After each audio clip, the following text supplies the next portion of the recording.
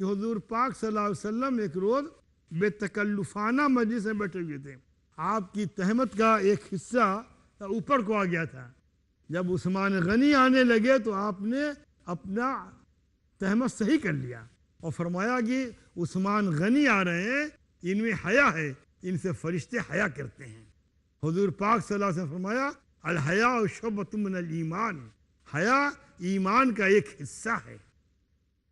فرمایا گیا اذا لم تستحی فافعل ما شئت، اگر حیا نہیں تو جو چاہ سو کر. یہی بات فارسی میں کہی گئی، بے حیا باش ہر چہ خواہی کن، بے حیا بن جاؤ پھر جو چاہو سو کرو. یہ بے حیائی سماج کو جہنم کے دہانے پہ لا چکی ہے اور انسانیت کو اس منزل پہ پہنچا چکی ہے جہاں انسانیت کراہ رہی ہے، تڑپ رہی ہے، اپنی نجات کی راہیں ڈھونڈ رہی ہے. اسلام نے اپنے امن پسندانہ اور معاشرے کو صحیح راہ پہ چلانے والے قوانین سے دنیا کو حیا کا تصور دیا ہے. ہم لاکھ اپنے طور پہ طے کر لیں کہ یہ پابندیاں ہیں، یہ پابندیاں نہیں ہیں. زندگی پابندیوں سے حسین ہوتی ہے، زندگی ضوابط اور قوانین سے حسین ہوتی ہے. جہاں ضابطہ نہیں، جہاں قانون نہیں، وہاں کیا حسن رہے گا؟ کیا کسی دیوانے کو اجازت دی جائے گی کہ چمن میں آئے، کلیوں کو مسلے، پنکھڑیوں کو روندے، روشوں کو پامال کرے، کانچ کو توڑے، پھولوں کی زندگی سے کھیلے، پودوں کو کاٹے، درختوں کو کاٹے، ڈالوں کو کاٹے؟ میں سمجھتا ہوں اس کی پرمیشن کوئی سماج کسی کو نہیں دے. جب یہ درختوں کے لیے ہے، یہ چمن کے لیے ہے، تو انسانیت کے چمن کے لیے بدرجہ اولا ہے کہ اس کا تحفظ کیا جائے. اور یہ تحفظ پورے طور پر اسلام کرتا ہے کہ اسلامی قوانین دنیا میں نافذ اس لیے کیے گئے ہیں کہ اس سے انسان کی عقل کا تحفظ ہو، انسان کی جان کا تحفظ ہو، انسان کے مال کا تحفظ ہو، انسان کی نسل کا تحفظ ہو اور انسان کے دین کا تحفظ ہو. یہ 5 چیزیں ہیں بنیادی جو مقاصد شرع میں شامل ہیں. جب یہ تحفظ ہوں گے تو انسان صحیح طور پہ کام کرے گا. شراب حرام عقل کو متاثر کرتی ہے، قتل حرام نسل کو متاثر کرتی ہے، پرایا مال کھانا حرام انسان کے مال کو متاثر کرتا ہے، دین کے اوپر حملہ حرام عقیدہ چھین لیتا ہے. اور انہی تحفظات کو حدود کے ذریعے استحکام بخشا گیا ہے اور مستحکم کیا گیا ہے.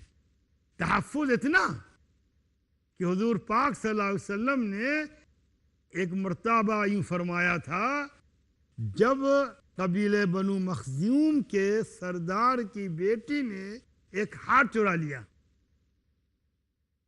تو لوگ سفارش کرنے آئے کہ اللہ کے رسول صلی اللہ علیہ وسلم اس کو معاف کر دیجئے، نیا نیا معاملہ ہے، چھوڑ دیجئے. تو آپ نے لوگوں کو جمع کیا مسجد میں اور منبر پہ کھڑے ہوئے اور خطبہ دیا، فرمایا اتشفع فی حد من حدود اللہ تعالی، کیا تم اللہ کے حدود میں سے کسی حد میں سفارش کرنے آئے ہو؟ فوالذی نفسی بیدہ لو ان فاطمۃ ابنۃ محمد سرقت لقطعت یدہا. ارے تو قبیلے بنو مخزوم کے سردار کی بیٹی فاطمہ ہے، اگر محمد کی بیٹی فاطمہ چوری کرتی تو میں اس کے بھی ہاتھ کاٹ دیتا. محمد رسول اللہ صلی اللہ علیہ وسلم حدود شرع کے نفاذ میں اتنے سخت تھے، اس لیے سخت تھے کہ اللہ کے قانون کو دنیا میں نافذ کرنا تھا، اللہ کے قانون کو لے کر کے چلنا تھا. اگر ایک دن، ایک لمحے کے لیے قانون میں نرمی برت دی جاتی تو پھر قانون آئندہ چل نہیں سکتا. اسی لیے اللہ تعالیٰ نے قانون کو اپنے ہاتھ میں رکھا ہے، بندوں کے ہاتھ میں نہیں دیا ہے. بندے اپنی مصلحتوں سے قوانین بدلتے رہتے ہیں. ہمارے قوانین ناقابل ترمیم ہیں، ہم ان کو بدل نہیں سکتے. کہ ما یکون لی ان ابدلہ من تلقاء نفسی ان اتبع الا ما یوحی الی. مجھ کو حق نہیں ہے میں بدلوں، تم کیا بدلو گے؟ میرے پاس جو اللہ کی وحی آ گئی اس کے مطابق میں عمل کرتا ہوں۔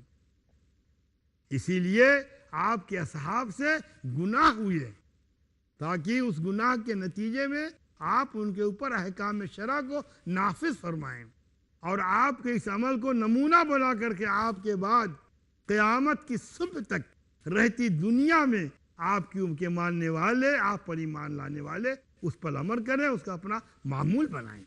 ہم آج بھی کہتے ہیں پوری طاقت کے ساتھ کہ اسلام کے جو احکام ہیں دنیا کی نگاہ میں کچھ ہوں، ہم اس پر ایمان لائے ہیں، یہ اللہ کی توفیق تھی، ہم نے اس کو تسلیم کیا ہے، یہ اللہ کی ہدایت ہے، ہم اس پر کاربند رہنا چاہتے ہیں، اس پر عمل کرنا چاہتے ہیں، اور کسی حال میں ہم اس کو چھوڑنے کے لیے تیار نہیں ہیں۔ اور ہم یہ بھی چاہتے ہیں کہ ان قوانین کا احترام کیا جائے۔ اس کے احترام کا مطلب یہ نہیں کہ ان کو چوما جائے، ان کا احترام یہ ہے کہ جب بھی ضرورت پڑے ان کو نافذ کیا جائے، اس کے نفاذ کی راہ میں آئی رکاوٹوں کو دور کیا جائے، اس کے نتیجے میں امن پیدا ہوگا، شانتی پیدا ہوگی۔ آپ صلی اللہ علیہ وسلم نے امن کے بارے میں فرمایا تھا کہ ایک زمانہ وہ آئے گا کہ مکے سے صنعا تک ایک بڑھیا سونا اچھالتی چلی جائے گی، کوئی لینے والا نہیں ہوگا۔ اور آیا وہ دور کہ چوری ختم ہو گئی، ڈاکہ زنی ختم ہو گئی، شراب نوشی ختم ہو گئی، زناکاری ختم ہو گئی، گھروں میں نقب لگانا ختم ہو گیا، عزت و آبرو کے ساتھ کھیلنا ختم ہو گیا، تہمت لگانا ختم ہو گیا، انسان کو انسانی جامے میں دیکھا جانے لگا۔ لیکن تہذیب کے نام پر، تمدن کے نام پر، نئی روشنی کے نام پر، نئی تعلیم کے نام پر، عہد کے ساتھ چلنے کے نام پر انسان کو پھر دھوکہ دیا گیا، اور یہ انسان دھوکہ کھا کر کے سمجھ رہا ہے کہ وہ جیت رہا ہے، وہ ہارا ہوا جواری ہے۔ اس کی انسانیت گئی، اس کی شرافت گئی، اس کی متانت گئی، اس کی خیرخواہی گئی، اس کی دینداری گئی، اس کی وفاداری گئی، اس کا بھائی چارہ گیا، سب چھین لیا گیا۔ اور تو اور آج کی تہذیب نے انسان سے انسان کا لباس بھی چھین لیا ہے۔ آج نہیں، ازل میں جب آدم علیہ السلام کو شیطان نے پھل کھلایا ہے دھوکے سے، تو اللہ نے کہا تھا يَنزِعُ عَنْهُمَا لِبَاسَهُمَا، یہ ان کا لباس چھیننے آیا ہے۔ شیطان نے آدم کو بڑھانا کر دیا تھا، یاد کر لیجیے۔ یہ میں بڑی اہم بات کہہ رہا ہوں میرے ناظرین، آپ اسے غور فرمائیں۔ دنیا کے پہلے انسان کو بے لباس کرنے والا شیطان ہے۔ اب آپ دیکھ لیجئے کون لوگ لباس کھینچتے ہیں، کون لوگ لباس پہناتے ہیں، آپ لباسوں پہ دیکھ لیجئے۔ میرے عزیزو، یہ قوانین اللہ کے بنائے ہوئے ہیں۔ انسان نے کیا کیا وہ جانتا ہے، انسان کیا کر رہا ہے وہ جانتا ہے، اور انسان کہاں جا رہا ہے کیا کر رہا ہے وہ بھی جانتا ہے۔